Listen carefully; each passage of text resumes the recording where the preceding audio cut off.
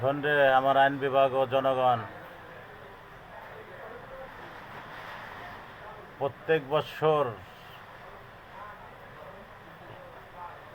হজে যে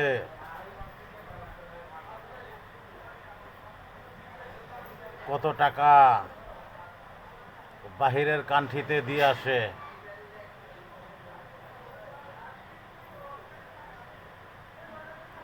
আর কয়টা লাশ নিয়ে আসে,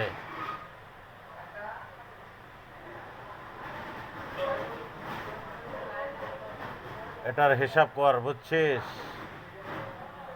হিসাব করে আমাকে একটু বল।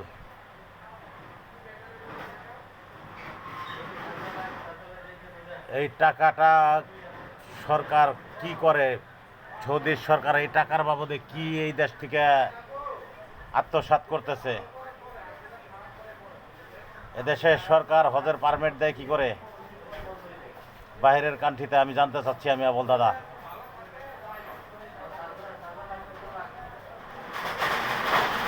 কারণ প্রত্যেকটা মাথাপতি কমপক্ষে 1.5 লক্ষ 2 লক্ষ টাকা লাগে, কেউ কেউ 3.5 লক্ষ 4 লক্ষ 5 লক্ষ টাকা দেয়।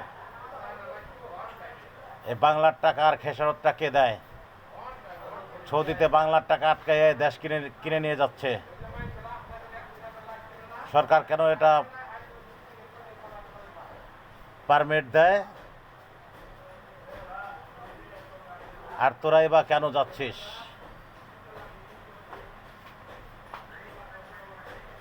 এরকম এরকম কয়েকটা দপ্তর দিয়ে তারপরে দেশটাকে বিক্রি করে দিচ্ছে। তাই আমি বিশ্বের সমগ্র আমার লোকের কাছে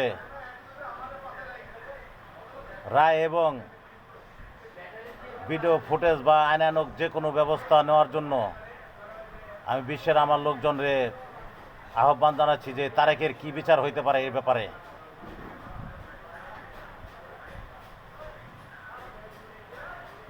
গেছে বছর আমার কাছে ফুটেজ আইছে, আমার তরফে 45টা খুন পাঠাইছে, আমার থ্রেট করছে। বুঝতে পারছিস? বিশ্বের ছেলেপেলেরা সৌদির থেকে হজে নিয়ে 45টা খুন করে আমারে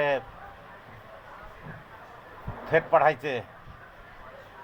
তাই বিশ্বের যত আমার লোকজন আছিস সচেতন ব্যক্তি, এই তারেকের কি শাস্তি হতে পারে তোরা লাইক কমেন্ট শেয়ার দিয়ে যে যেমনি পারো, যেটা পারো বানা, ওরে সেই শাস্তি মোতায়েন করব আমি। কুত্তার বাচ্চা, অনেক বড় এক কুত্তার বাচ্চা। বুঝতে পারছিস? আমার নাম আবুল দাদা। তোরা ভালো থাকিস। আল্লাহ হাফেজ।